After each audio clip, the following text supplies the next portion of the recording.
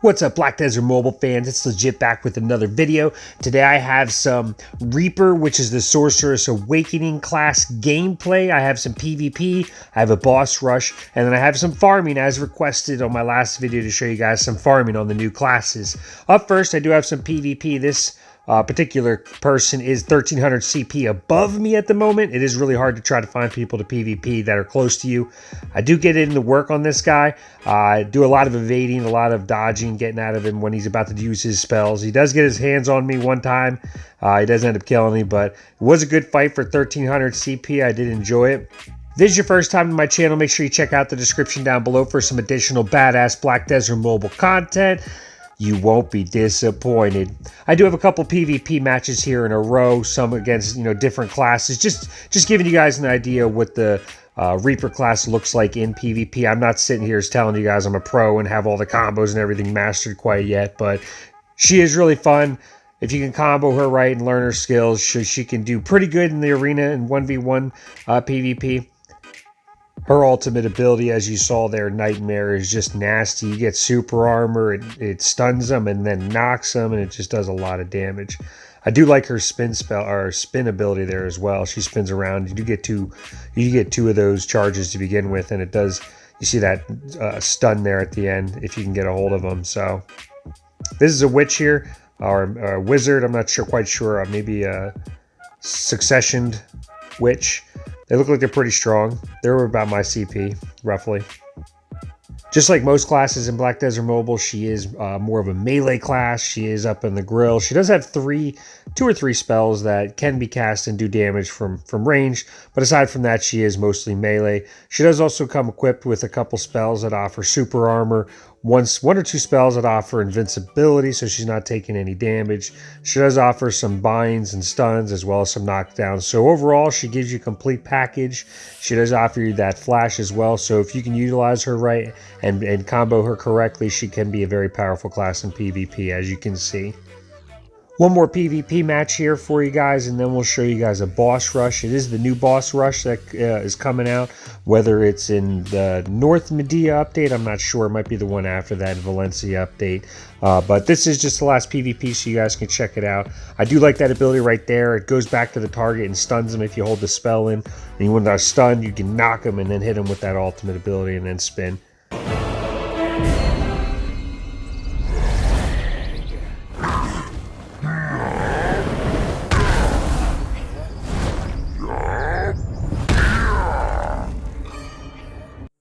Alright, this boss rush I believe is called the Elric Chief.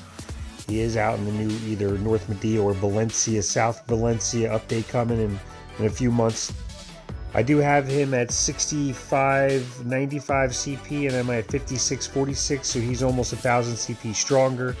But again, when these classes are awakened, their damage increases substantially, so it is a lot easier to complete higher difficulty boss rushes. As you can see here, she just offers a plethora of AoE skills and abilities to do a lot of damage to these mobs while trying to get to the boss, kill the boss. He is obviously 1000 CP higher, like I said, so he does hit me pretty hard there. Gotta make sure I try to stay away and get some healing done. She doesn't have any heals. And unfortunately, there's no, aside from potions, there's no way to heal. So that is a downside, but she does offer a lot of upside aside from the no heals. Just gotta make sure we keep dodging his spells and abilities here. She's also a very squishy class, which kind of sucks, especially being melee. It'd be nice to have either a little bit more armor, defense, but that's just how it's set up. A lot of these classes are still melee, even though they're squishy. So you got to be really good at evading and dodging, whether it's in PvP or PvE. So you just got to make sure you pay attention to skills. He hits you one with there. This guy does do a shooting spell that doesn't matter if you teleport, it still hits you. So you got to try to hide behind stuff. So I actually came over here because I think I realized that he hits you no matter what. So you got to hide behind some stuff to heal. I'm sure there's a way to glitch this boss. I'm not going to figure any of that stuff out. I'm not a somebody that does that type of stuff. I complete all my boss rushes the right way. But this is just some insight for you guys to check out what the Sorceress gameplay will look like in Blackdesertmobile, and the Elric boss as well, Elric Chief. So she is super mobile, you can see there. I mean, I went in there, I hit him a couple times, and then I came out. Get some healing done, wait for him to come, wait for him to use an ability. I love that spin spell, it just does so much damage in such a broad range. Takes up so much space.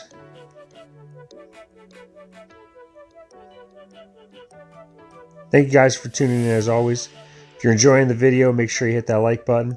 I do also have farming coming up here as well. Just a couple minutes of showing you guys how she farms. It was requested in a couple other videos, so I figured I'd just throw that in at the end so you guys can see what it looks like for farming on the Reaper, grinding. I did pick a spot that was about the same CP, a little bit higher CP. Again, awakened classes are stronger, so they can handle killing the stronger mobs. I mean, I can farm 6,000 CP mobs at 5,600, just the same ease as it would be, unawakened killing mobs 300 CP below you. So you do have the ability to farm higher level mobs as awakened, because those skills go from doing 150% damage times 4 to 770% damage times 2, or 1,050% damage. It's just the damage of each skill goes up 2 or 3 times. So that's one of the biggest things with Awakening that I've seen, at least with the Reaper so far, is the damage increase on each skill. There is also a couple less skills. They go from having 14 or 16 skills, they're going down to about 10. There's also one other skill that unlocks at level 70. I didn't talk about that skill. From what I see, it just regens MP. And mana, and there's only one skill that uses MP, and it's the skill that I don't like and don't even use. So I'm not sure what that's about. Maybe that skill is better than I realize. I'll have to go back and check that out. Otherwise, there's really no point in having that level 70 skill and using the skill I'm not using, because I'm never running out of mana. The skill setup that I have now, it doesn't use any mana. The Reaper class only has one mana class, or one mana skill. Like I said, I'm not a huge fan of it. So that was the Elric boss rush. 1,000 CP higher as the Reaper class.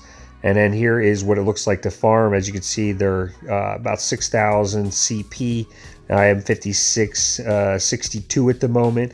So I'm just going to put this on auto, let it farm away here. I could probably take, probably remove 1 or 2 spells from this list and just rock maybe even 6 skills for farming, grinding. I haven't mastered it yet. If I go Reaper, Reaper, obviously that is something I will do down the road. But this is just to show you guys what it looks like to farm. She does take up a lot of space. She moves around a lot, which could be, bad and good. It could be good because she could kill more mobs if she's in the right setup. It could be bad because she could move herself out of killing violent mobs regularly, or a good farming spot. She can move herself out of that. So she might have to tweak some of that, but she definitely is pretty awesome if you can get her in a good situation for farming. I do like the Reaper class. She's really fun. That's everything for this video. If you guys enjoyed, make sure you hook me up. I appreciate it, as always, and I will see you next time.